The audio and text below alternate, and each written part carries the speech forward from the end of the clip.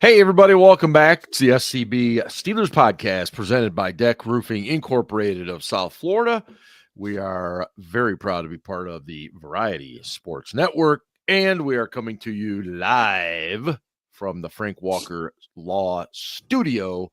And again, thanks so much to Deck and Frank, and of course to VAR and everything that they do for us here. I see Aaron is in already. Welcome, Aaron. And I'm sure there will be others that are following. We are coming to you on a Wednesday instead of our traditional Thursday, simply because the Steelers play on Saturday this week rather than Sunday. And then just another note, we will plan to come to you on Monday, the 23rd. Because the Steelers will, of course, be playing on Christmas Day, and we're not going to try to talk about two games in one show. So we're going to fit a show in between, as always. So anyway, Steelers dropped to 10-4 on the season with a 27-13 loss to the Philadelphia Eagles. I don't think I'm shocking anyone by suggesting that the Eagles took it to the Steelers physically. Very much so up front, both sides of the ball in some cases. But I want to start tonight because I think it's what makes our show maybe not unique, maybe a little different, because we're not afraid to be honest about fans, be honest about the situation. And I want to talk about the officiating. And I want to immediately get very, very clear to everyone listening to the show that none of the four people on this program blame the officials for the outcome of Sunday's game. What this discussion is more about is two pretty egregious calls.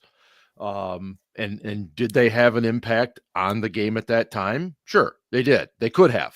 Okay. But the bottom line is the officiating continues to get worse, in my opinion. I think this replay assist is an absolute joke.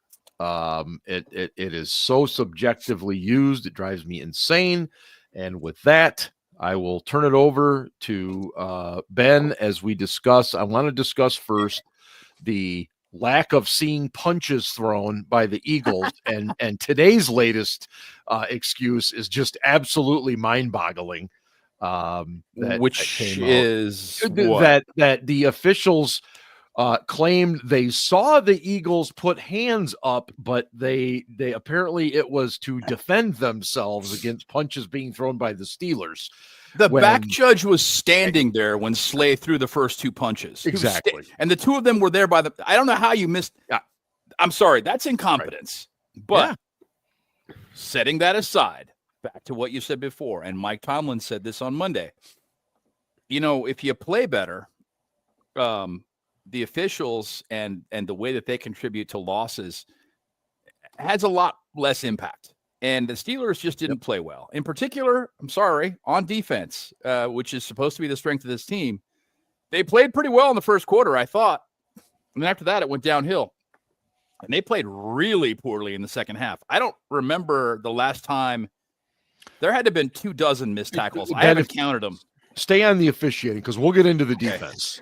And we will definitely get there. Yeah. I'm just saying this isn't a valid excuse. Okay, no. As far as that went, that was BS. Right. The Montrevious Adams thing, he got blocked into the long snapper, in my opinion. By rule, the way it's written, it's still a penalty. Yep. Yes. So it's a stupid rule. Yep.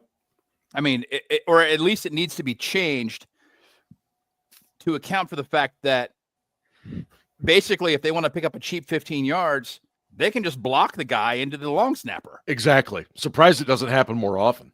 Yeah, well, I think it's going to now. Yeah. That's kind of my point. Yep. You can't line up inside the shoulders of the long snapper when you line up. That's why it's always open. It's always empty because the long snapper's looking between his legs to snap the ball. Right. And you have to give him an opportunity to get set up and defend himself. So he's got like a whole second after the ball is snapped where nobody can touch him. And by rule, when Adams tried to jump the A gap and was blocked into him, it was the correct call. but it's a stupid fucking rule. I'm sorry. That's ridiculous. It makes little sense. Yeah. Scarps, what was your overall take on the officiating? And I guess start with, the back of the end zone thing and evolve it to the other issues. Yeah. We all know I'm not a fan of officials. I'm not, and in the consistency or lack of thereof is what Did drives you someone say nuts. officials? Oh, here we go. Here's a resident hater. To me, that's Not Scarps, Ian. The Washington, so the Washington and Slay, situation to me is offsetting penalties. Exactly. Right. But I will say, by the rule that Montravius Adams, dumb rule, whatever you want to call it, it was applied correctly. Yep. I thought I'm just going to be. I thought that roughing the passer on Fields was soft, because if the one where he was running and it was the only play. It was the only play he had. Yeah, right. And the one play. And I wonder if that's how he hurt his abdomen, because he hasn't practiced all week because of it. But because if that is TJ hitting Jalen Hurts that way, we'd feel the same. Ever since Lawrence hit, they're gonna try. I get it. And even the Jalen Carter one, in slow motion, yes, you could see that, but I'd like, and I've said this so many times, I would rather see a game extended airtime wise. I'd rather see a game extended by 30 minutes if they get all the calls right.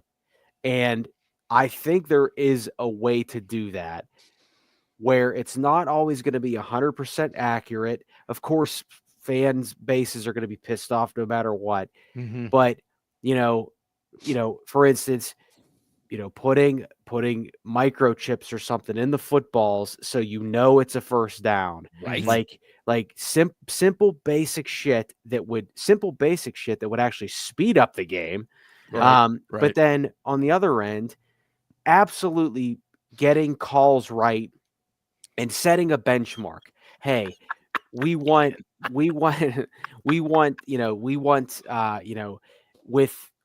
replay assist, our goal is to get it 100% right. Yep. But we understand that there's always going to be human error. But the whole point of replay assist is to get it right. And and we hear that, like, and we do hear it upon they don't even go to a challenge and they say upon further review. Right. And it's like, okay, you're right. Anybody could have seen that was not a catch. It's whatever.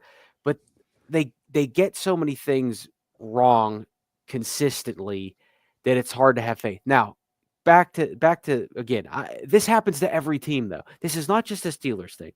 So this whole, the officials are out to get us. Stop. Mike Tomlin on Monday right away was like, first thing he did. Yep. Just like, listen, man, like because, hey, there were some bad calls against the Steelers when they blew out the Giants and the Jets. Nobody gave a shit. Right. So that's such a loser mentality. And I do want to say this: Pickens isn't even playing, and he's still talking shit. And then Joey Porter Jr., who's not having a good second year campaign. And I said this on the show that he was going to struggle, and I'm a hater. But even he's talking about they're targeting me, and it's like, dude, like, shut up. Like, don't give them any more ammunition. And I don't even think they have ammunition. But when you start criticizing them to the media, and these guys will be like, I don't read the news, I don't do this or that. That's bullshit. They're humans too, and they don't like being judged. So, Ian, my question to you is: there was a play in the game when Pat Freiermuth was ruled to have caught a ball. And replay assist quickly notified the officials on the field that, hey guys, better. No, he didn't. He didn't catch it. Incomplete pass. Why in the hell can't replay assist be used to say, oh, wait a minute, guys, 3 Eagles were throwing punches? What's the problem here? What am I missing? you're missing nothing, because in college basketball, they can go to the monitor to look and see who touched the ball last before it went out of bounds. They can upgrade a foul in college basketball if there was an elbow to the head or something like that. And it's been used to a stupid degree where there have been guys taking shots and then on their follow through coming down and hitting someone in the head with their elbow. They've called fouls on that, which is dumb, but nevertheless, other sports have figured this out. It shouldn't be that difficult, especially for I could understand, they tried the, we're going to review pass interference thing one year and it was a complete disaster because there was no equitable enforcement of calls. Something that was pass interference one week, you reviewed it the next week, nope, that's fine. So that's a problem to begin with, is really just being equitable with how things are called. But I can understand saying we don't want to review penalties, but for things like 12 men on the field, for things like did the play clock run out, for things like here's a guy right, and for 15-yard unsportsmanlike conduct personal foul penalties. That's kind of where I would draw the line, right? Either before the snap things that you can clearly catch on video, or for unsportsmanlike conduct personal fouls, disqualifiable offenses. That if somebody throws a punch, they can get kicked out of the game. That should be able to be reviewed. Yeah, that's the long and the short of it. Yeah. I want to circle back to Scarp's point about Joey Porter Jr. because I agree, but I do want to say one thing, and he's such a huge target, and he's a huge guy, but AJ Brown was pushing off all game. So it's okay, Joey, you're right, but dude, you're also grabbing people and you're up in guys' mugs, and you get your both arms around their waists before the ball gets there. So Joey is a target, but he's earned his reputation, in my opinion. Yes, and he also has to have the maturity to understand there's a different way to combat this. Instead of going to the microphones and complaining, why not talk to officials before games, during games, after games, and say, what is it you're seeing that I feel is not right? He's pushing off every damn time. You guys aren't seeing it. What am I missing here? Go that route, man. Don't go to the first TV camera and the first microphone, and because now you look stupid. You look whiny, and it's not a good look. Vinny, I don't know of a corner in the NFL that AJ Brown would not out physical. The dude outweighs Joey Porter by 30 pounds easily. Yeah, he is a physical specimen. He is playing wide receiver. There's no question that it's a different ball game, so to speak, with him. No, it's like JPJ trying to cover, a faster version of Freiermuth. Yeah, who would Freiermuth would just toss him into the stands. Yeah, point being with this is that those penalties did not cost the Steelers that football game. I don't think so. No. And again, there's going to be bad calls this week. There's going to be bad calls the following week. There's going to be bad calls every week. I tend, as much as I don't like it, I think Scarps is onto something. If we could get this a hell of a lot more right, I would be more than happy to chill and watch 25 more minutes of the game. As much as I hate Bill Belichick, his suggestion to give the coaches one more challenge and make anything challengeable, anything was a good step in that direction. I agree with Ian though too. I mean, disqualifiable penalties should be reviewable. At least, and they have 12 men on the field. I mean, come on, Can we just take a quick second on that and just go, hey, the ball hadn't been snapped yet. Let's take a still shot of that and go, how many guys were here? I would also just say fucking use some common sense. Okay. If each official has a job on every play. They have specific things that they're watching. So somebody or some official or multiple officials is saying, okay, holy shit, we got this giant pushing a small corner through the end zone, right? Mm-hmm. There's probably going to be some shit happening here because the corner is not going to like this and his teammates aren't going to like it. And, if there's some retaliation, the Steelers aren't going to like it. And there was an official right there, which was crazy. Exactly. Right? And if there's not, unless if Darnell Washington snaps Darius Slay in half, then I get it. But to me, that's either offsetting penalties or it's a no call. Right. And saying, all right, listen, boys, we're giving you a fucking warning here.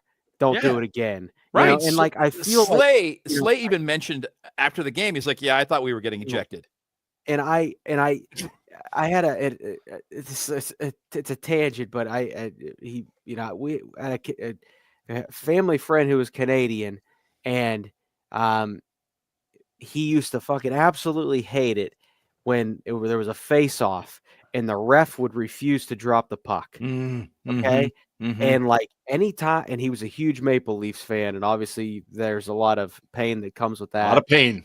And I remember we would be watching, we'd be watching a game with him or whatever, and the ref would not drop the puck and he'd boot out a Maple Leaf. Right. And he'd be like, yeah, he's like, that's right. It's my fucking show, boys. I got the fucking puck. And he would be so mad about it. But there are definitely, that's the other thing. There are definitely refs out there that are trying to make it about themselves. And I know that people don't want to hear that. Nope. So, and I'm not accusing Alan Eck or Lan Clark or Sean Hockley or is it Mike Tolbert?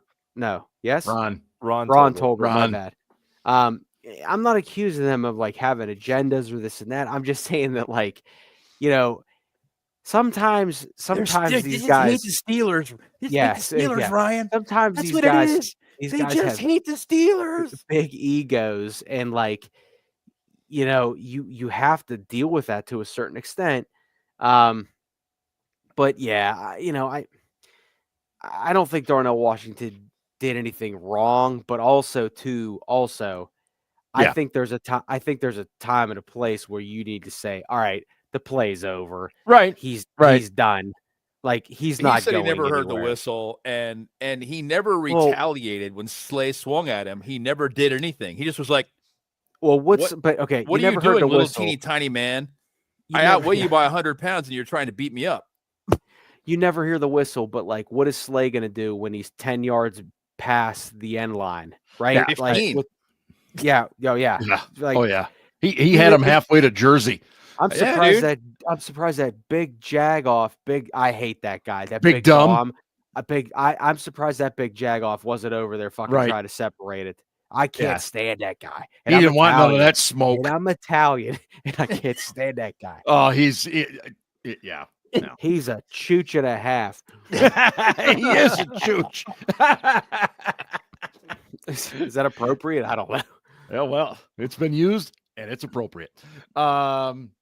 So let's talk about the game itself. Ben, you alluded to the defense, and I'm going to let you pick it up there. And just first and foremost, it seems like every season we have one of these games where we can't tackle for shit. Yeah, what the fuck? 2 dozen. It had to be 2 dozen tackles. Missed. The official count was 20 missed tackles. I think it's got to be probably higher than that. I haven't gone through and counted it, but I lost track at 12, and we were in the third quarter. Yeah.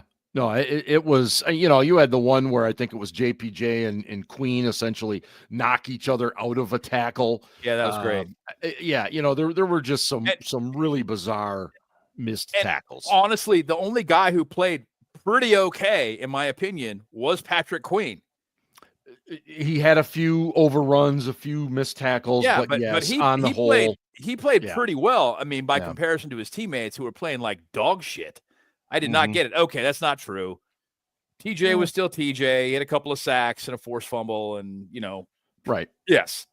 I shouldn't say that but you just expect that from him because he's a superstar, right? Okay. So the other 10 guys, most of them just didn't play well. They just didn't. Yeah. No, and I don't get it. You can blame it on.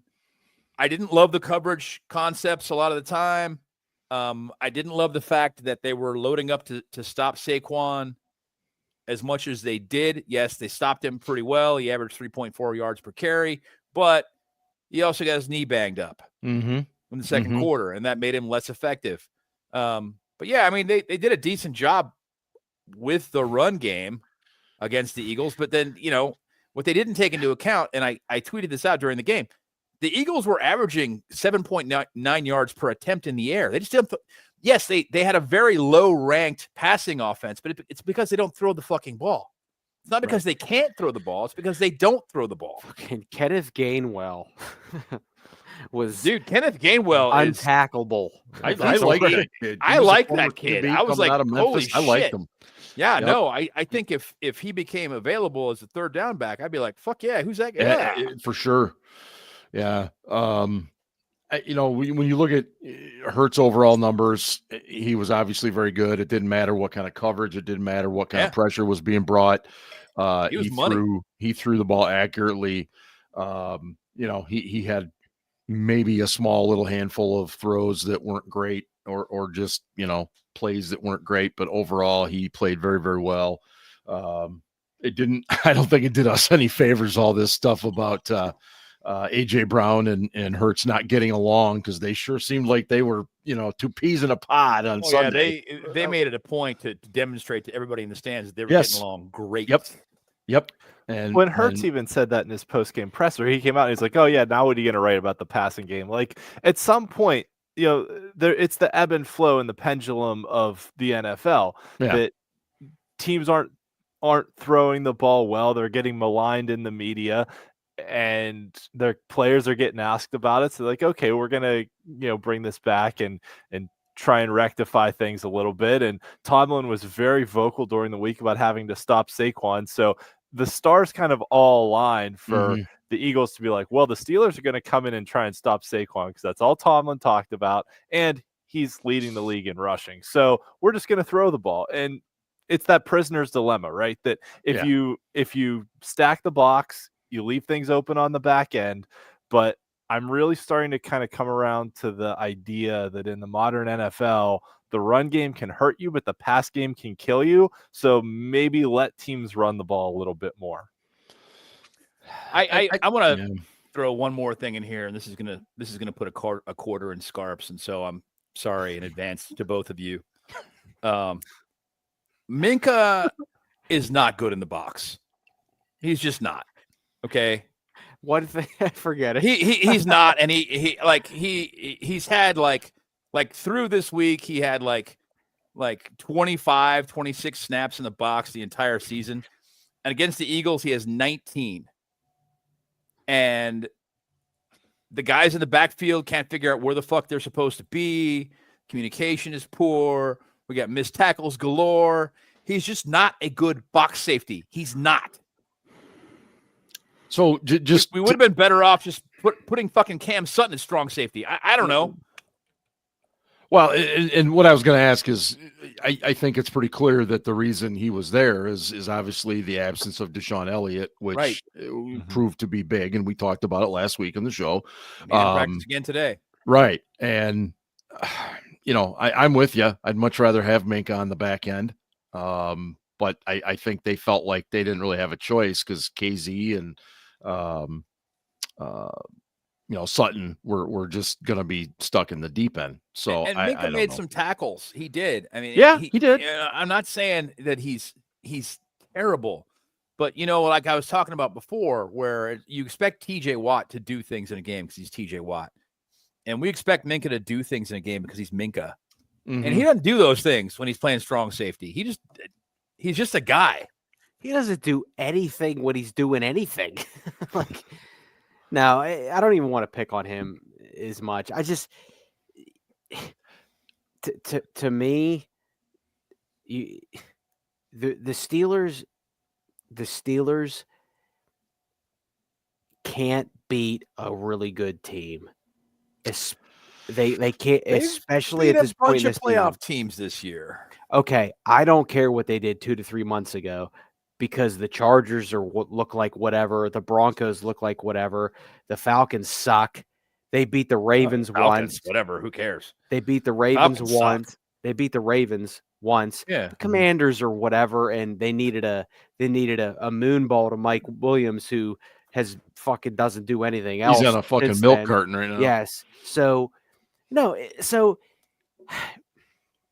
Eagles come out. The Eagles come out and say, we know Mike Tomlin is going to want to stop Saquon. And remember Nick Sirianni last week talked about them being on Hard Knocks as an advantage. Yeah. And Yinzer Nation was like, he's an idiot. He doesn't know what he's talking about. Well, they had a pretty good fucking game plan. And you know who didn't know how to make any adjustments? Mike Tomlin and Terrell Austin. And how many times have we seen this? And I know people are defending Terrell Austin or whatever, and maybe they're right to a certain extent, but this is just a repeated pattern. They get handled by the upper echelon teams. And I'm telling you this right now. The Detroit Lions have 22 guys on IR this year. If the Steelers played the Lions on Saturday at Detroit, who do you think would win? Even with all their injuries, who do you think would win? The Lions would score probably 40 points. Well, they are scoring about 40 points. I mean, I'm just saying, and Jalen Hurts didn't have more than 20 completions in a game since September 22nd. Yeah. Like I said, they run the ball so well that they run the ball so well that they just don't fucking throw it. And I don't think that you can make adjustments to a defense when your players are playing that poorly. It's like if it just comes down to shitty execution, what are you supposed to adjust? Right. And to defend Terrell Austin, he's not the one. I'm not a fan of Terrell Austin. No, I'm not either. Either. But what I saw on Sunday was players beating themselves because they weren't fucking playing well. He wasn't missing tackles. Yeah. Okay. He wasn't blowing coverage, I'm not tackles. But I don't want to make it out like he's not at fault though. Because the scheme was not good. They didn't adjust, but also you're right. The coaches can't be blamed for the execution, right? Which was terrible. Right. Yeah. Yeah. No, that's right, Ian. Yep. It's.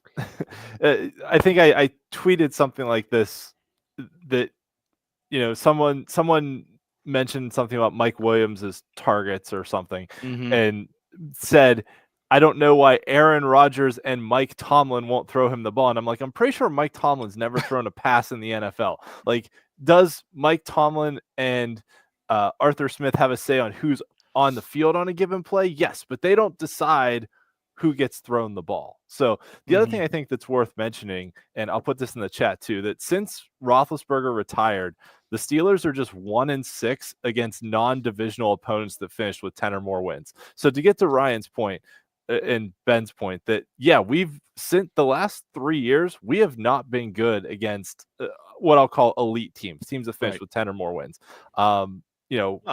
Against division teams, we've got some wins over Baltimore. We beat Cleveland last year, who finished with 10 or more wins. And then we beat Cincinnati in that wild season opener 2 years ago. So we've been okay against divisional teams, but there's some more familiarity there against the Philadelphias and Buffaloes and Houston, San Franciscos of the world. We've been shit. We can win some fist fights, but if we go up against somebody we don't know, yeah. And then, the flip side of this, and I'm going to change gears. Sorry, Mark. Yeah, that's fine. Darius Slay on his podcast this week said, we knew what the Steelers were going to run as soon as they got into their formations.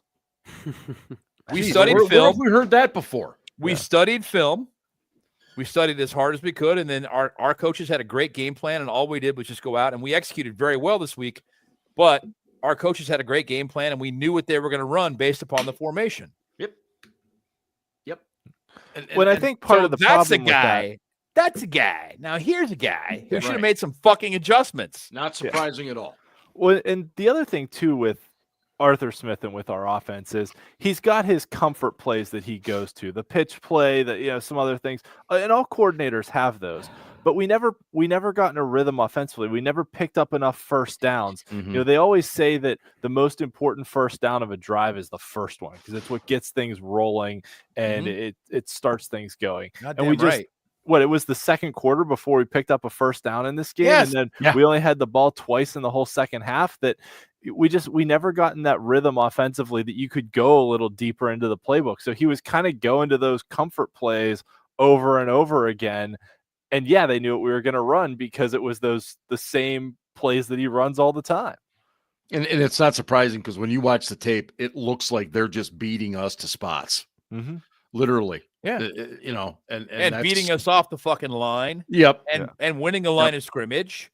And I mean, the Steelers just I don't want to say they sleepwalked through this game, but I think they came out in the second half expecting to do what they always do, which is beat the Steelers in the third quarter and take a lead and run away with it, because that's what they've done all fucking season. And the Eagles just punched them in the mouth, and they didn't know how to hit back. I would agree. I don't think they had anything to hit back with. I'm sitting here and I'm criticizing the offensive coaching, and I am doing that, but again, the execution was so fucking poor. I mean, when the Eagles' game plan was they know we want to run the ball, so they're going to stack the box because we didn't have anyone in the passing game that threatened them down the field. They're not scared of Calvin Austin. They're fucking Fryer daring us. Right. They're like, yeah, go ahead, throw the ball to Van Jefferson. Go ahead. And it's easy to say that, why aren't you scheming this guy open or scheming that guy open? But at the same time, when you try to scheme guys open, those guys have to have some talent and ability too. Yeah. It looked to me like the Eagles were playing, basically man coverage on the outside with maybe a safety deep. And so if you're lining up Van Jefferson against Darius Slay, even if you have a good route concept to beat man, if it's, a trail route across the field or something, Darius Slay has been around long enough and is a good enough corner. He's probably going to win that matchup more often than not. So you're right, Mark. You just got to have better players out there. Got to have some dudes. They were running cover 1, cover 3, and just man. Yeah. A lot of the game, and daring us to fucking throw the ball, and we were not doing it. I don't know that I've seen this maybe more than once or twice this year. Yet I saw the Eagles do it constantly in this game. Why can we not run crossing rub routes that run guys into other guys? Why can't we do that? It seems like everybody else does it. We've got a couple of them, but we do. Yeah. But they're so limited in when he pulls them out. I think it kind of comes back to what Ian was talking about a minute ago, where you got to have guys that are talented that can do things like that. Yes, they've got the ability to run a route with the specific timing to meet the DB. That's a huge part of it. Just as the other wide receiver is going to break off into his pattern.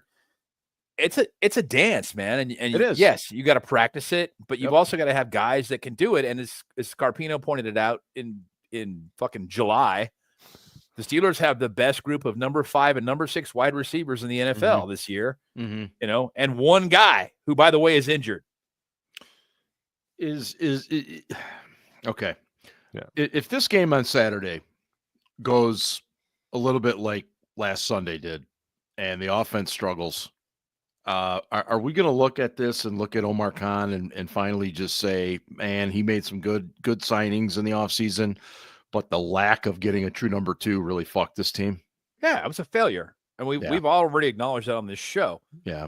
But if I'm Omar, and I'm playing devil's advocate here, if I'm Omar, I come back with, look, I'll tell you the same thing that Kevin said when he had this chair. You can't fill all the holes every year. You just can't. Okay. By and large, most years, you just can't do that. You think you've got them all full, but you don't. Yeah. No, this year, there was no reason to think they had them all full. My God, that's a motley crew of fucking wide receivers. I mean, we've got a guy called Dirtbag that's getting substantial time at wide receiver right now. Ben Skoranek is a pleasant surprise. I love him as a blocker. Don't get me wrong. As a number 5, he's a better Miles Boykin, and Miles Boykin was damn good. Yeah, I agree, dude. He's a far better because he's a viable wide receiver. Yeah, I'm not saying he's going to make anybody miss, but what he will do is if you need 7 yards on third down, he will get you 7.5. Yep. But he's not talent wise. He's not a guy you're going to scheme to get open. He's not. Oh God, no. He's not running away from anybody. No. And this is the whole thing here. Nobody loves a story more than the Steelers fans. Your Robert Spillanes, your Duck Hodges. Yep. There are way too many of those types of guys on this team right now that we're trying to make into folk heroes and to cement themselves in Steelers lore. Yep. And Russell Wilson is not good enough to elevate those types of guys. And that is not hating, that is not negativity. Yeah, I'm just being honest. No, you're right. And as much as I don't like George Pickens, and I don't even think he's as good as everybody thinks he is. But the fact that he's out there does make a difference. Oh, fuck yes, it does. But as I've said on the show for weeks now, as this shit gets tighter and tighter, right at Baltimore on Saturday, home against the back-to-back Super Bowl champions next Wednesday. Mm-hmm. These dudes have good coaches. They have good players who study and watch film. And even with George Pickens, with this predictable bullshit offense, they're not going to do anything. They rely too much on the low percentage moon balls and deep shots that may have worked against the New York Giants, that may have worked against – who else did they beat that was shitty? The terrible Bengals defense, and they had to score 100 points to win that game. Right. But I'm telling you right now, they're not going to be able to do this against the Ravens and the Chiefs. Even a couple weeks ago against Baltimore, they came in with the worst pass defense in the league, and Russ couldn't do anything because they're like, hold on a second, we got some tape on Russ, we got some tape on Arthur Smith, and you know what? The FedEx Trust Fund, baby, who Casey will reference later on tonight, is not doing well. He's not. Is that a statement on Mike Tomlin? Because it seems like we've been in this deja vu period. Because I sure felt on Sunday, it felt a lot like the playoff games that we had in recent years. Like, here we go. We get in. We're against a little bit bigger, badder team, and we just can't handle them. Well, let me make a Darth Sniper talks about Russ. I love Russ. I do. I think Russ is still a good quarterback, but yes. Just because you spread the ball around to a bunch of dudes doesn't mean you're a good quarterback. I mean, look at the defenses he's been playing. Like, they're not good. But he's taking advantage of what he is. That's what a pro does. But like when it comes down to it, if Russ is such a great quarterback, he finds a way to make it more competitive the other day. Can I play devil's advocate for a second? Let's do it, Ian. Let's fight. And I want to make a point about the O-line. All right. So knowing that the game against Philadelphia was a non-conference game, didn't really matter in the grand scheme of things, because we knew going into the Philly game, you go win in Baltimore, you win the division. Do you think they didn't want to put anything new on tape against Philadelphia, so they called a more vanilla scheme so that they didn't have new stuff out there for Baltimore to prepare for? Possible. Only having two drives in the second half and coming back to those comfort plays you talked about before, where he's trying to set a pace, I think had more to do with it than them trying to call a vanilla scheme. I think he just didn't have the opportunity to call anything exotic, if you will, anything new. Right. Yeah, he may have stashed away some stuff that he thought would work versus the Rats, but these are two different defenses. And frankly, the Eagles' defense is better than Baltimore's. Mm. Baltimore's is is. good. It By is. far. Baltimore's is good, but the Yeah. Eagles is better. But what are you? But what are you saving? What are you in a devil's advocate? What are you saving for Baltimore? They've already played them once. Baltimore's healthier than they were now than they were then. There's tape on Artie Smith. There's tape on Russ. And what are they hiding? A fucking a tight end option to Michael Pruitt, or you know what I mean? Like, and this is, and I've said this for months now. Like, this is the frustration with Artie Smith, man. Like, he was not good as a primary play caller in Atlanta, and his personnel packages. You know, you want to talk about Mike Tomlin, having input on the defense. I was told, Arthur Smith wasn't the coordinator at Atlanta. Bullshit. He's the head coach. He's offensive minded. He had some say in it.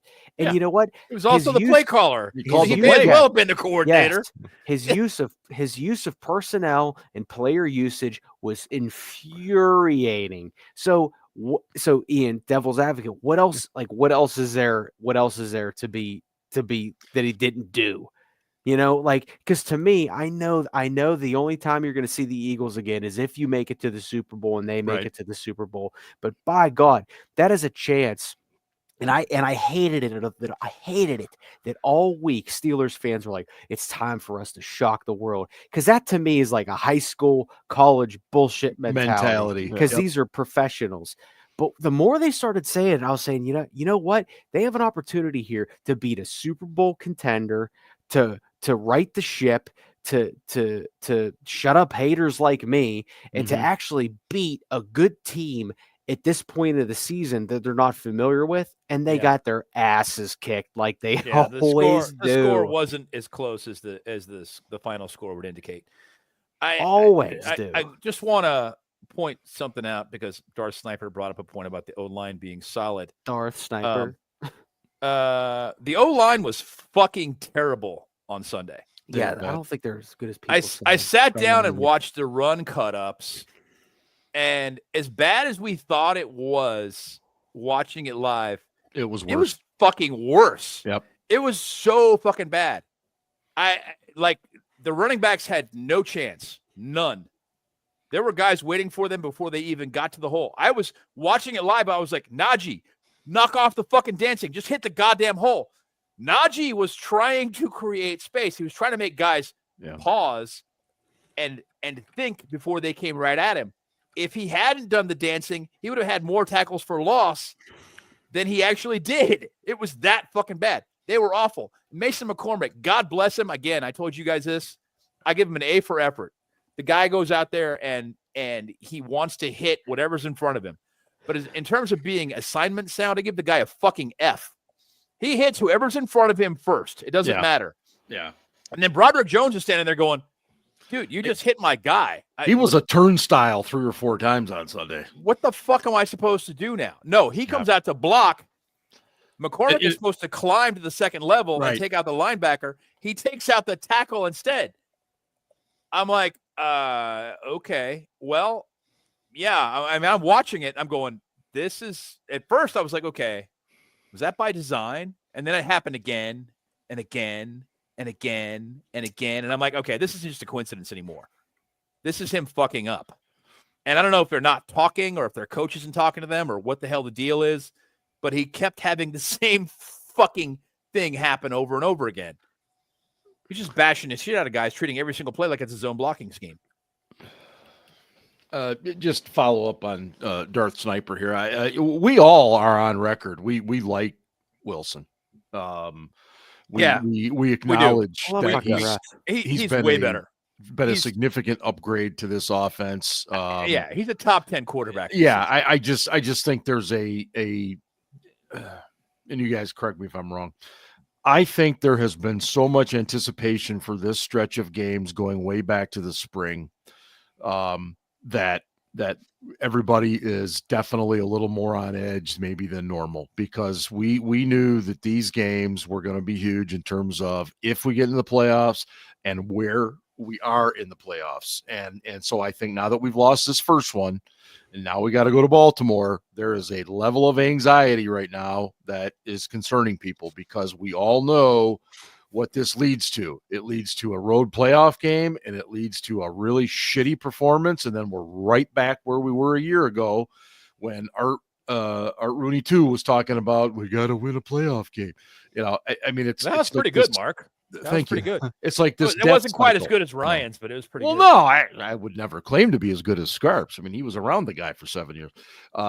So I thought a lot about that this week. That I think there's just so much put into this 3-game stretch here, and we're being in the playoffs already. I think it's good, but I'm really starting to wonder. And Ryan has talked about this several weeks now.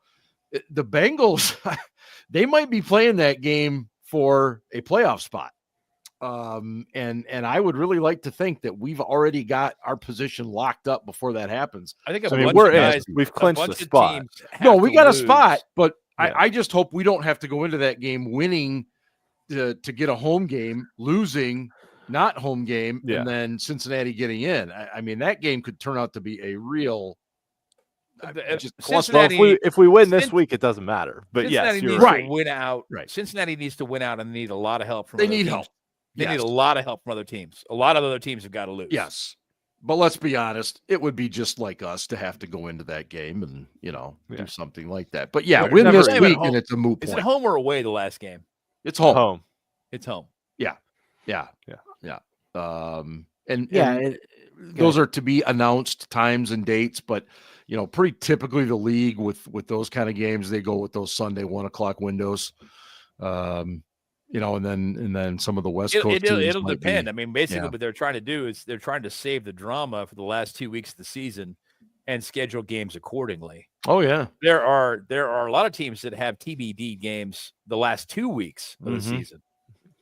Well, the other thing they'll do the last week is games where other results impact what could happen for the playoffs. They'll put them all at the same time. Right. So you don't have a team that's like, oh, I need these other 3 teams to lose to get in. Right. And then, or like if this other team loses, then they clinch or something like that, then that team like rests all their starters if they're in a later game or something like that. They don't want that to happen. So they're going to put all the games that impact each other in the same time slot. The one year that they did this, I think they put like all the AFC games at 1:00 and all the NFC games at 4:30. Yeah, it felt that way.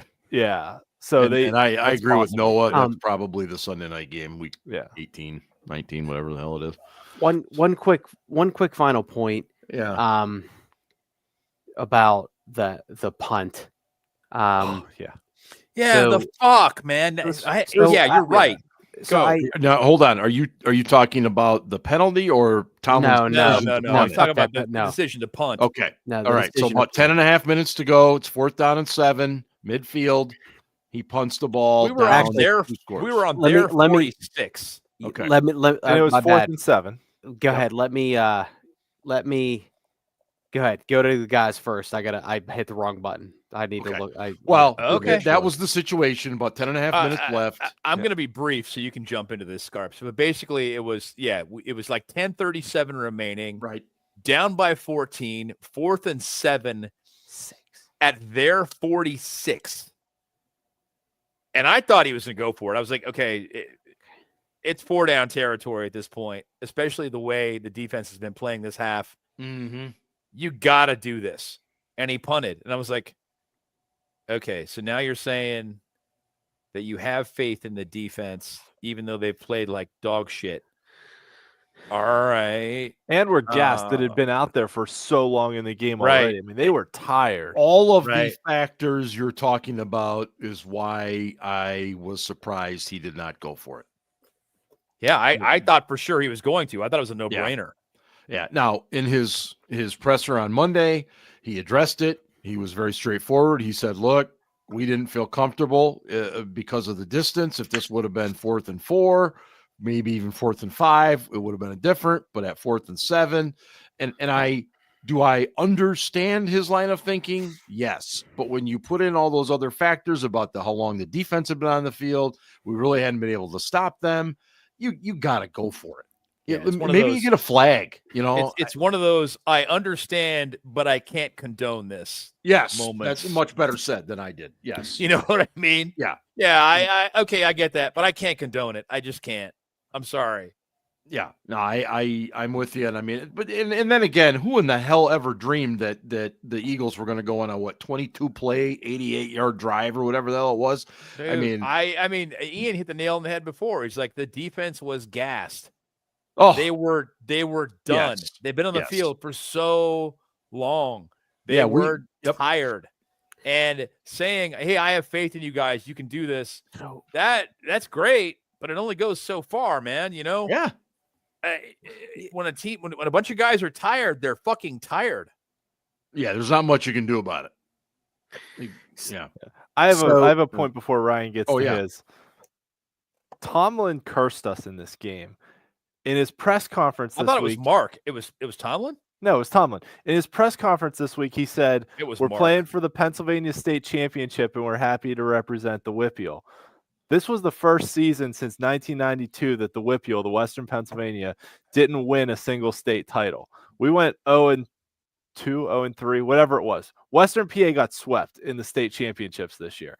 We, out of 6 classifications, we didn't win any of them. So he references this at the top of the week and says, "Oh, we're representing the Whippeal in the state championship game against Philadelphia." Well, guess what? The Philadelphia schools all won them this year. So from the beginning of this week, it was bad vibes. All right, go ahead, bad Ryan. vibes.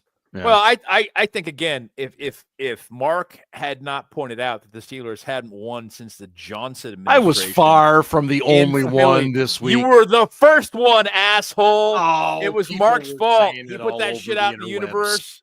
He put it out in the universe, and that's why we fucking lost. Yeah. Did you know a dozen eggs was 53 cents in 1965? I doubt it was that much. All right. So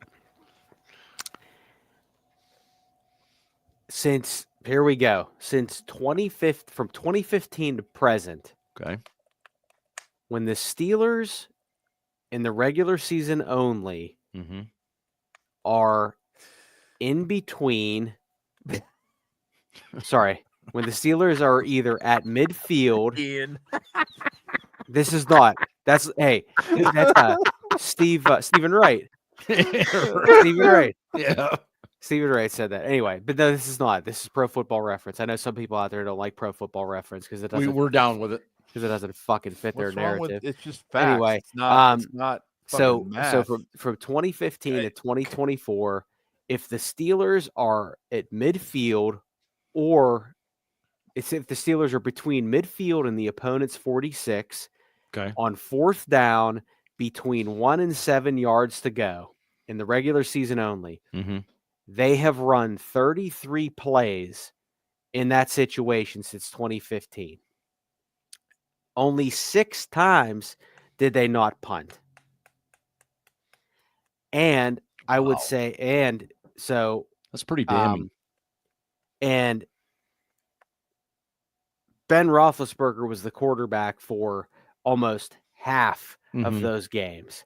So this is not a new, and Todd Haley was the offensive coordinator.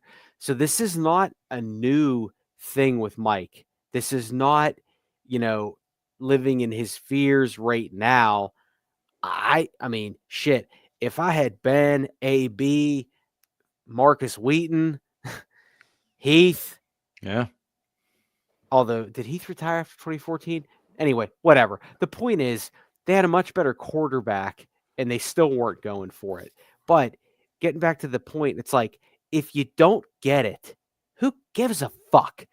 They had the ball 10 minutes. Right. It went like 90 yards. And then, Ben, we talked about this. You wanted to really put a boot in the Browns' ass last week and not score. The Eagles could have scored. I was surprised he didn't. If I had money, I'd have laid it on him punching it in. Like I said before, the final score doesn't indicate how close the game actually was. It wasn't close at all. No. And I just, and obviously the Browns playoff game is the worst punt ever. But like, man, Mike punts it a lot in those situations. And I'm not saying you got to be Dan Campbell. And, now that the Lions have all these injuries, I expect Dan Campbell to just go full off the fucking grid and just do whatever he wants. Yep. But it's going to hurt him eventually, though. Oh, yeah. And look what happened last year. But I sit there and think if they go for it in that situation, they get it and they score a touchdown, do you feel better about that game? I would. Well, in other words, they lose 27-20, 27-21, something like that. Yeah, they lose by one score, but they showed some balls. Yeah. They converted. Yeah. And I would have felt showed better. Some fight. I would have felt better about it if they'd gone for it on 4th and 7 and only gotten 6. Yeah, at least they tried. I mean, honestly, I would have been like, you know what? At least you fucking tried. Let me ask you guys. There was some effort here. What? And you're already down by 14. What difference does it make? You're probably gonna lose anyways. What play would you have called first down? Based on what you'd seen for the first 3+ quarters, what play are you going to call? What type of throw are you looking for there? Something to Freiermuth. I would think. I'm looking for that RPO where they run the stick route up the middle, and they have 2 options. They got an out on the left side, and they got a stick that runs right up the right seam. Mm-hmm. And most of the time, the defense keys on the run. And it opens up that stick right down the middle. And all you needed was 7.5 yards. But it's 4th and 7. You're not going to hand the ball off, so they're not going to bite on the run. Okay, maybe not. Bring Najee's big ass and Jalen Warren's big ass in there to provide some protection. Get Russ on the move, and I think Russ is still pretty good on the move. And get Muth on a corner and out. Well, I just know. I mean, one of the reasons I asked that is because there were a lot of instances when Russell dropped straight back and he either struggled to see over the line and threw poor balls. Guys in his fucking lap. Guys right in his lap. Right. So I'm just sitting here thinking, okay, what's the play? Go back and look at that. Go back and look at that Muth touchdown. That was close to being batted away. Oh, it was great hands by Muth. I said it immediately. I'm not even saying the ball away from the defender. Not even saying pick. That was just really close to being batted away. Yeah. But it was there and it was open. Yep. And I think that took some balls to throw it. Sometimes if it's there, then it's going to be there later. And again, I can live with the fact that they went for it. And they ran something that was working for them. You're a Bongshaw. I mean, so here's the thing. Steelers freak says I depress him with truth, but he has the antidote. That's you know what I mean. I feel like oh my God. I feel like I'm doing a service here, but no, I just and I would say this too is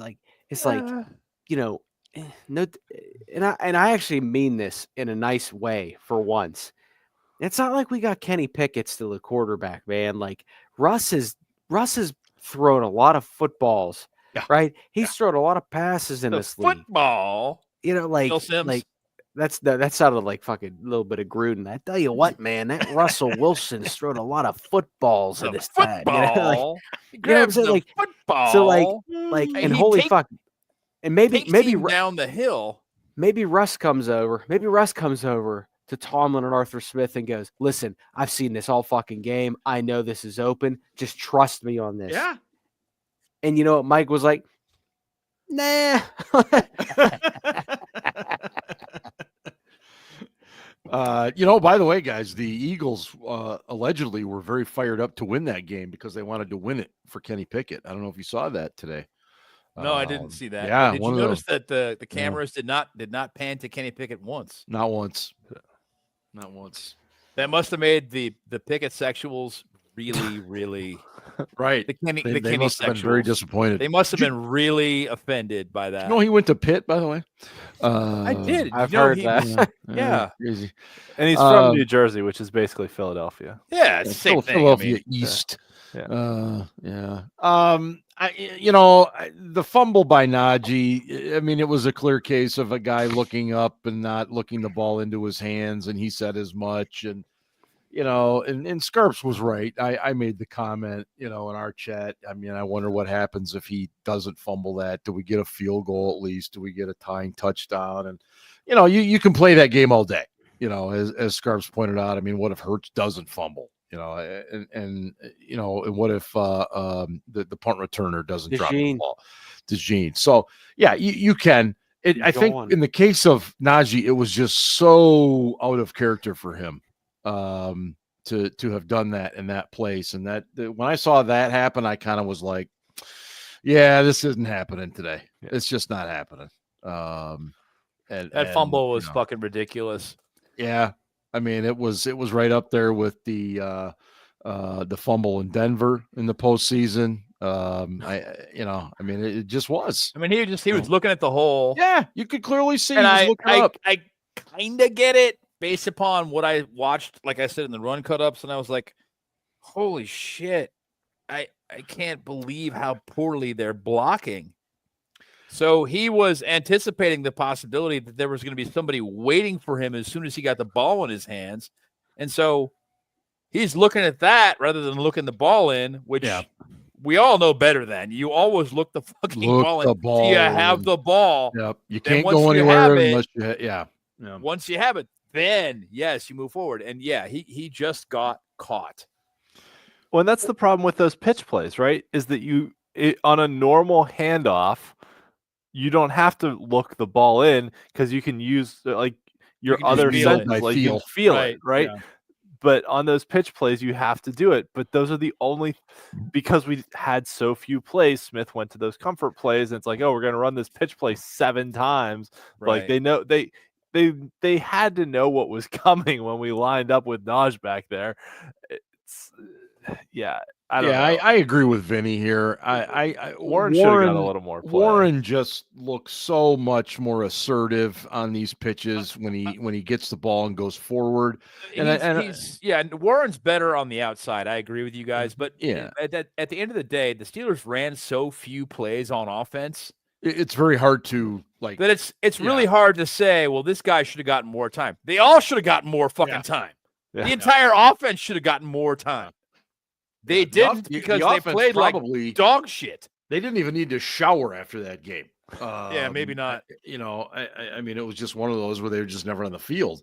As George points out right now, the offensive line is young, and they're going to improve. I agree in so much as that, but just Sunday was not their best game. It just wasn't. No. It wasn't the defense's best game either with all the missed tackles. The defense played terrible, and they're a well-seasoned veteran unit. Yes, that's accomplished and is compensated accordingly. And shit, even Boswell hit the upright on a PAT. I mean, so it wasn't his day either. There was that. Man, that was a weird kick.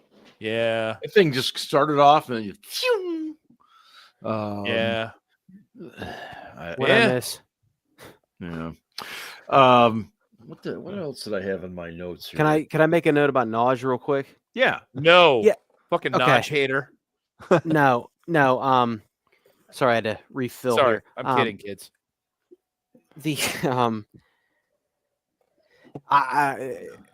Everybody thinks I'm a hater and I'm an asshole, but literally when Naj fumbled that, I was like, oh god damn, that's like the worst. That's such a bad feeling because even though I've been critical of him, I'm just like, oh, goddamn, he is literally done everything the Steelers have asked of him, and I'm sorry if I missed this, but just the shitty final Roethlisberger years playing with Mitch Trubisky and Kenny Pickett, and it's just I don't want to see anything, but when you look more at the numbers, with him, he's just not that guy, right? He's just not he hasn't had a pass He hasn't had a receiving touchdown in a couple seasons. He just doesn't do anything that wows you, but he's a grinder. And at one point in this league, like, that was cool and that was great and that's what you needed. But he's just not that guy. And to me, I can't believe I'm saying this, but to me, that fumble, he absolutely will not be coming back. He will not be coming back. He's not coming back anyway. Somebody's going to pay him. He's not coming back. I understand that, but I meant, like, if anybody had any hope of, like, holding out the chance that Najee was coming back, that fumble solidified it. And that isn't fair to him, and life isn't fair, and this game isn't fair. But I just was like, oh, son of a bitch! Like, I didn't want to see that happen. Yeah, no, I like Najee, but the person, I think he projects himself very well as a decent human being. I just don't think. I think he's got a lot of miles on him coming in from Alabama. He doesn't have breakaway speed. I think his quickness has declined. I told you guys 2 years ago, I think this is a player in decline, and you don't pay a player in decline. And I don't think he's gotten better since I made that statement. I thought that if he lost some weight, which he did this year, that he would get his burst back. He doesn't have burst. The dude is the same. This is who he is. It is what it is. But somebody next year is going to pay him a decent amount of money, and the Steelers are not. Since we're talking running backs, what is the fascination with Cordell Patterson in a situation where you need to get down the field and score? That's the guy you're going to go with for that series? He has nudies of Arthur Smith. He's got to have nudies. Find someone who loves you like Arthur Smith loves Cordell Patterson. That was a Jaylen Warren drive, if I've ever seen one, and we keep the kid on the bench, and we go with Patterson. God love Cordell, but he cannot go left and right anymore. Cordell, did he have a good week of practice? Oh, my God. It's just I don't fucking know. I had the same thoughts. I'm like, okay, this dude is basically a power back at this point. Yes. Who can catch the ball out of the backfield. That's it. You could call him Larry Centers. Make him number 37. Right?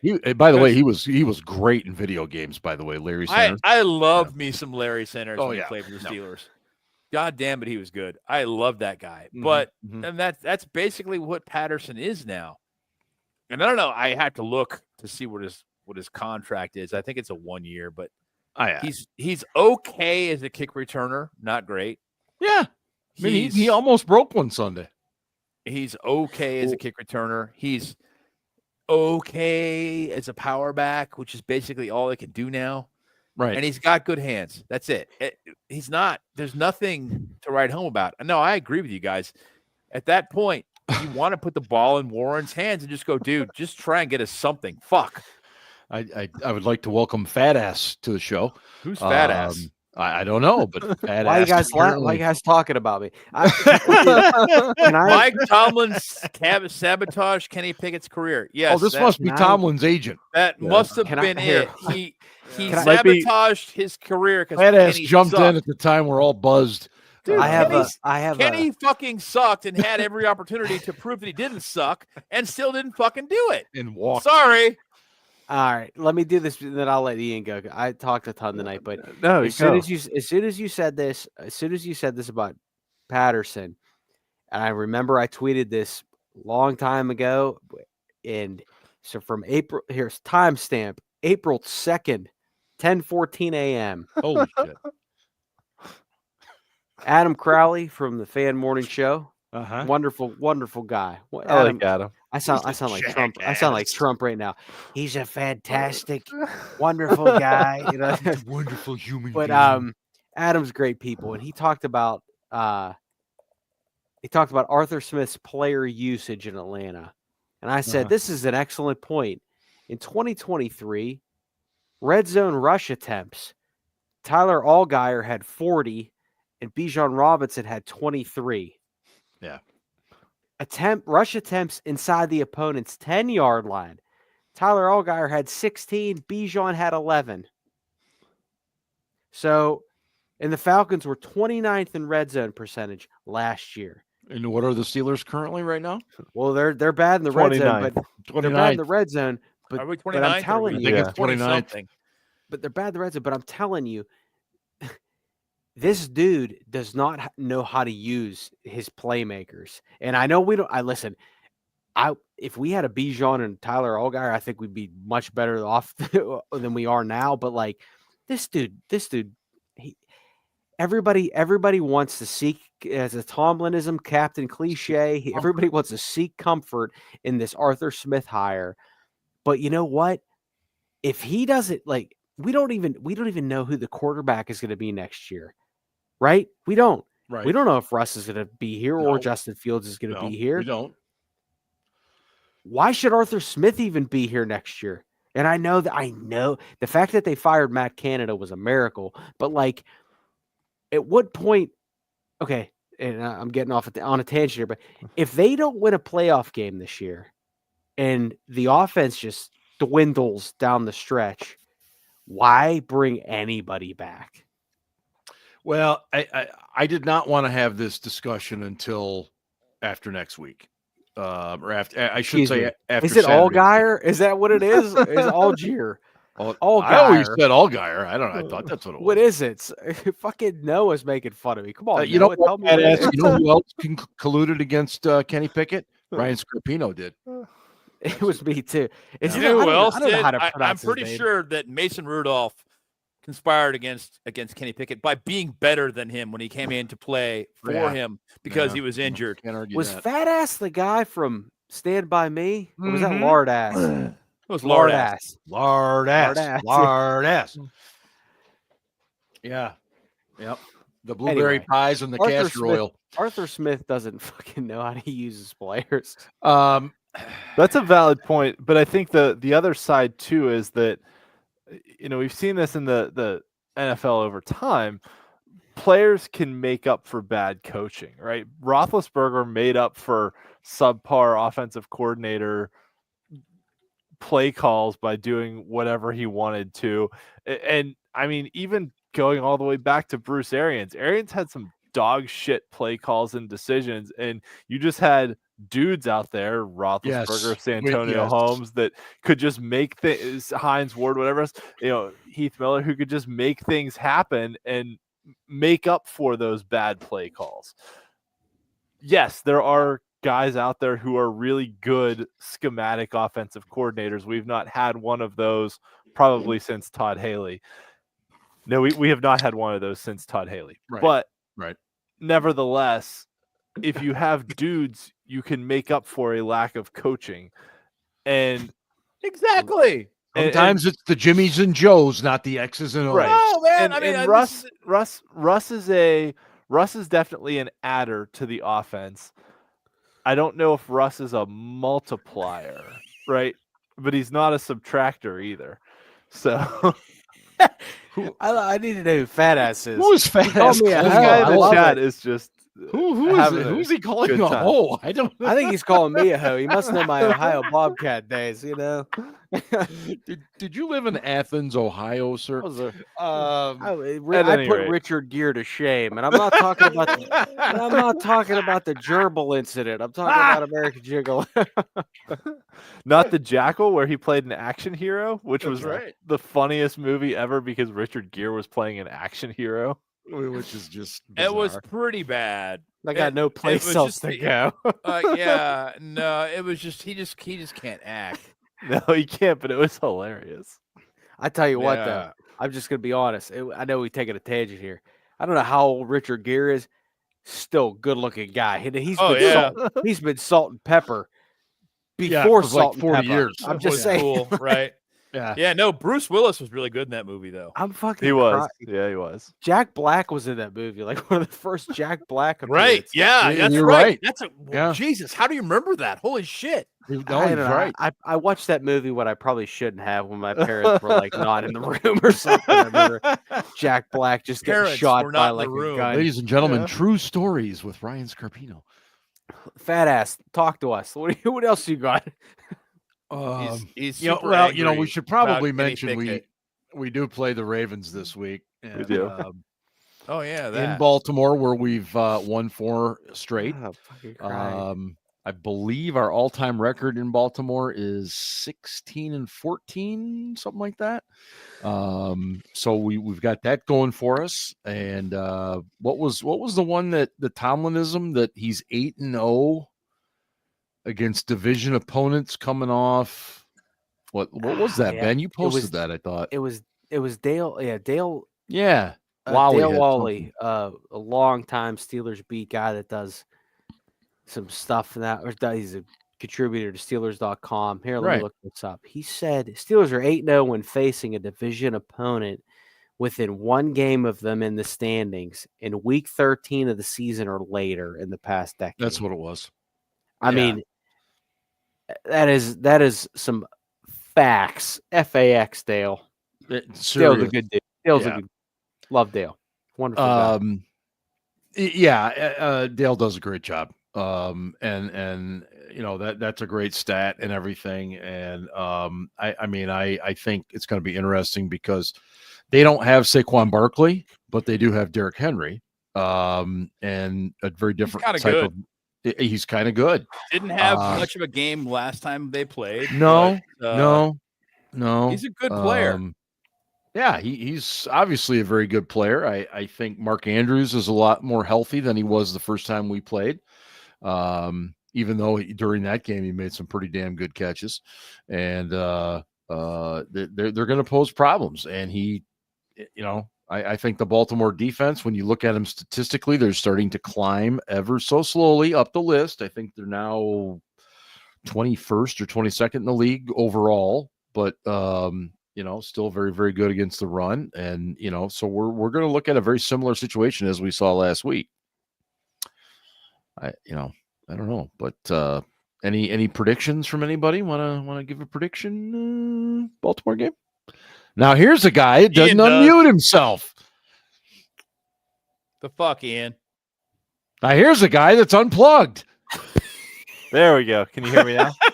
It was unplugged. It wasn't. Can you hear me now? I went fucking Alice in Chains over here. Make sure that the blue light is on, Ian. Blue. Yeah, no, I went to get another beer and exactly. Okay. No, before we get to predictions though, I want to say, as a Steelers fan, going to Baltimore with a chance to win the division in December is all you can ask for in a season, right? We've had so many seasons where we went to Baltimore and had a chance to win the division, and it has usually gone very well for us.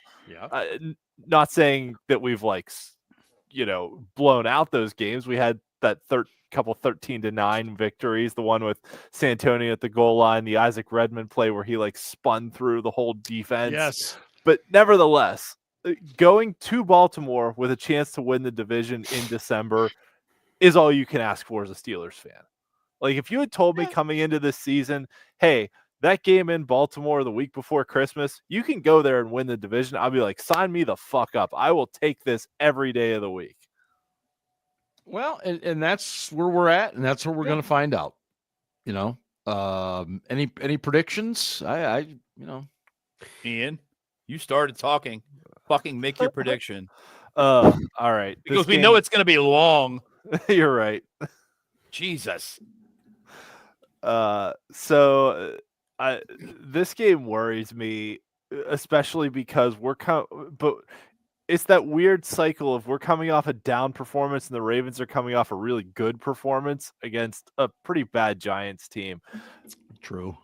But they still had a lot of things going well for them. We beat them the first time around here. Winning there is really difficult. They've won the last 4 times, though. We have. But weird things just happen when we play these guys. And now Jackson's 1-5. Yes. So that said, it's probably going to wind up as a rock fight. But Lamar has never had a Lamar game against us either. Which we've only played him one time in Baltimore. Yeah. Yeah. Which does. Bobby Spillane pick six. Bobby Spillane pick six. Yeah. And in between plays, he's fixing your heating and air conditioning. That was Bobby the birth Spillane's of that. This fucking guy knows his system. Sorry, I'm does both the North and the South Hills. All right. So the injuries. God damn, fat ass! You're an angry fat ass. You're an angry. He's an angry elf. Tonight. You thought I thought people think I'm a hater. You are one. Right. The injuries worry worse. me. Not just Elliott and Pickens if they can come back, but TJ Watt, even if he plays, is he going to be 100%? I don't know. So I'm going to go. Oh boy, I hate myself. I'm going to go Ravens 23-20. Dick. Oh no! Yeah, going with the purple. Oh, yeah, I hate this, but also I've picked against the Steelers the last few weeks, and they won a couple of them. So if they win, I'll be happy. All right, go ahead. If they being the Steelers, obviously. Gotcha. I want the Steelers to win, so I'm picking against them. Of course. Scarps, how about you? Won't be as long. At least there's that. that's what she said. Confirmed. I only need 20 minutes, and that's with 19 minutes of foreplay.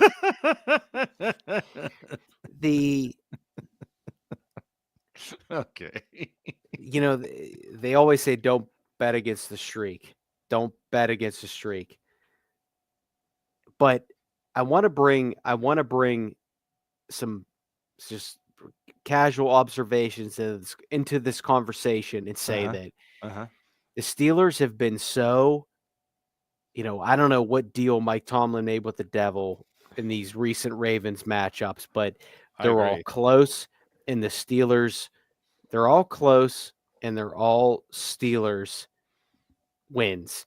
And it's like, and I on Sunday I texted my buddies this from work. I said, Lamar Jackson, fucking 5 touchdowns this week, -5 touchdowns next week against us. And it is just so wild and it's so bizarre. And I want to bring this back to that first game. Derrick Henry off the bat had a fumble, uncharacteristic. He didn't have a fumble for 500 plus carries, something like that. And then I don't think he got a touch in the fourth quarter. I think you're right. Yeah, because they were playing Justice Hill. And Peyton Wilson had an unbelievable interception on a Justice Hill wheel route. Yeah. So play. Oh my God, fat ass just won't stop. Jesus Christ. Well, he will now. Here's a guy. Well, Al, here's a guy that is a fat ass. Anyway,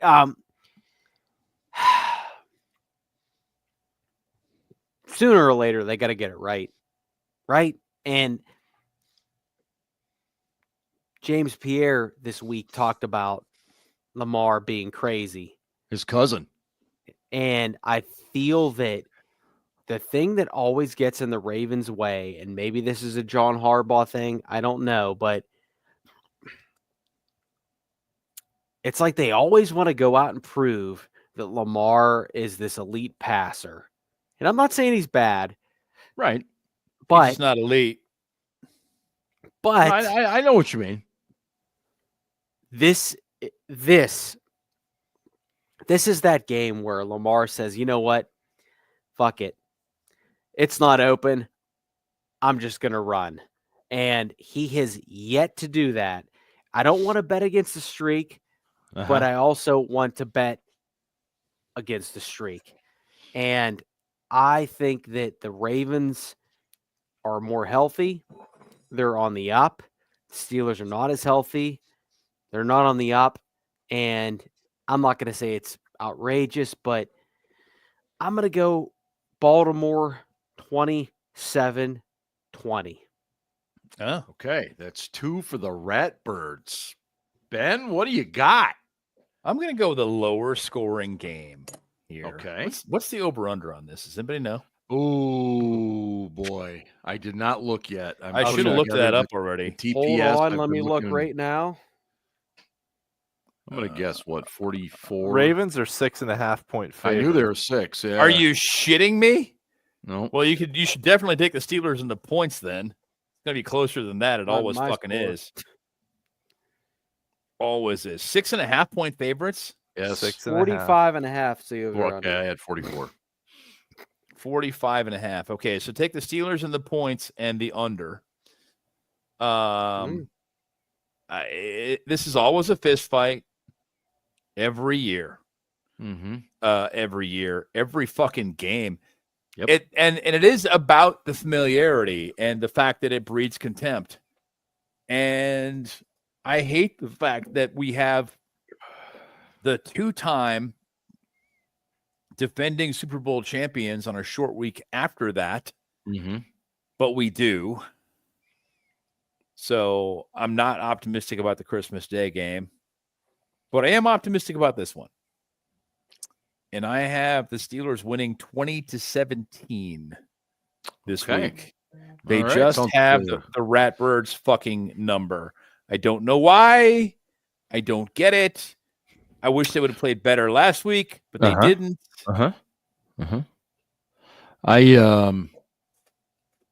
I believe that we are headed for a deja vu scenario. Deja vu. That's right. Unfortunately, where we are going to be asking ourselves many of the same questions that we have for the last few years when we get to the end of this season. And I think it started in Philadelphia, and I think it's going to continue this week. I think Baltimore, typically, their record is very, very good coming out of the bye, and they're already 1-0 doing that. I think they're going to take us to the woodshed this week. Oh, simply because of our injuries. I think we saw what happened with no Pickens, with no Sean Elliott. I'm going to go Steelers 13, Ravens 27. Yep. I think it's going to happen. I fear it. Same scores this past week? Yes. So Mark is living in his fears. Well, if we punt again on 4th and 6 from their territory, well, then maybe, but 4th and 7. I just have had a bad feeling since we got past that Cleveland game. I've just had a bad Are you feeling. sure it isn't just diarrhea? No, I have not had Taco Bell tonight. But what's Taco Bell? Taco Bell? Taco Bell? Did I say Taco Bell? You did. I still love you. We're going to be bringing some Taco Bell on the Air Force One. Quite frankly, it gave me the runs.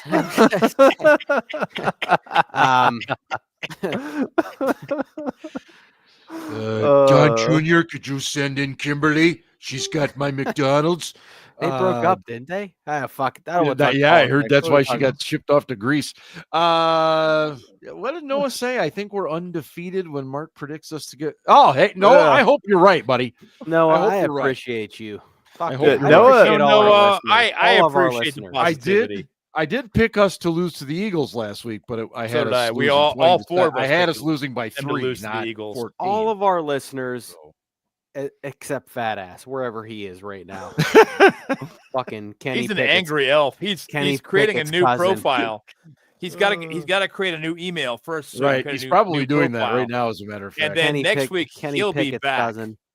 Yeah, Kenny Pickett's cousin might be. I'm going to round this show up by sending it over to Mr. Casey Kasem if he's available.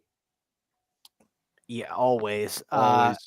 Casey's Coast to Coast American Top 40. I'd switch that up a little bit this week because I heard a little bit of Casey's Coast to Coast over the weekend, and it's not always the same. So it's true. Hello, everyone, and welcome to the week that was December 18th, 1983. Our favorite correspondent, Ryan, is back with us again this week, and he writes, Dear Casey, get the fuck away from me. I think Casey would read that letter. Oh there's a look up Casey swearing. Casey went off. Let's not interrupt Casey. I'm sorry. Casey did swear, and that was fucking hilarious. But this reminds me of that Chris Berman segment where he was like, "Is anybody fucking professional?" Get the fuck away from me. Bye now. I'm sure you saw Steelers head coach Mike Tomlin express his displeasure of the officiating in last week's loss to the Eagles. Even Helen Keller could read his lips. For those keeping score at home, that was my 17th blind joke I've dropped in 2024. Casey, this latest Tomlin tirade was one of many in recent years. Who could forget? What the fuck is wrong with y'all today? Which he said to officials during a home loss in 2023 to the Jaguars. The year before, who could forget when a fan in Atlanta tried to provide Mike with some words of encouragement, to which Mike replied, "Man, I'm fucking working." That was awesome. That same year, he also dropped a Kenny fucking Pickett.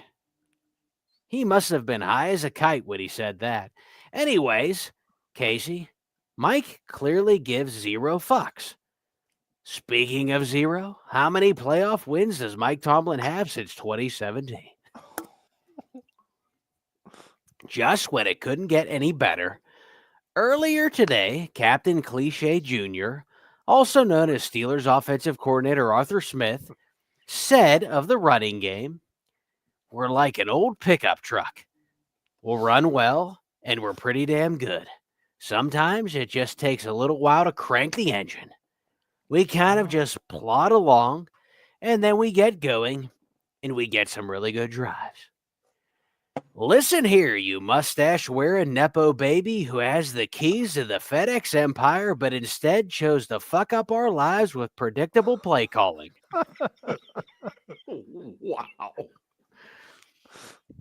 We're about to enter 2025. If we're thinking about being a pickup truck, may I suggest the Ford F-150 Raptor R, which has 720 horsepower, rather than driving the one from the Beverly Hillbillies. That was 60 years ago. Arthur Clampett, am I right? Listen to a story about a man named Jade. Casey, I don't have a problem with the analogy, but I do have a problem with the performance. The Steelers' running game isn't good. It's not efficient. It's not successful. They're averaging under 4 yards per carry. In short yardage situations, they average 2.7 yards per carry. Artie, when it comes to your analogies, I'm certainly not in the mood. Well, Ryan, keep your feet on the ground and keep reaching for the stars and keep your radio tuned right where it is. Now, 3 spots this week to number 40. Here's Robert Plant with In the Mood. Which, by the way, let me say this. I appreciate Robert Plant's solo work after Zeppelin. I just too. a lot of people hate that shit. Good. No, I liked loved it. It was different. I love it. it. Different. I'm just saying. Yeah. Thank you, Casey. Thanks everybody. Great night in the chat as always. We don't. Except for Fat Ass, whoever that is. Yeah, I don't know. Badass, wherever you are. That is I just true. want you to know that you provided a good deal of comedy tonight. Yes. That is true, Fat Ass. I much have some so. difficulty taking any of that shit seriously, but Right. You know, the all caps thing. I mean, that is true. Yeah. Anyway, make sure you check out the site, steelcityblitz.com, and check us out on all our socials on Twitter or whatever the fuck they no call one it listens these to days. Beartooth on this fucking show. Shut up, Aaron.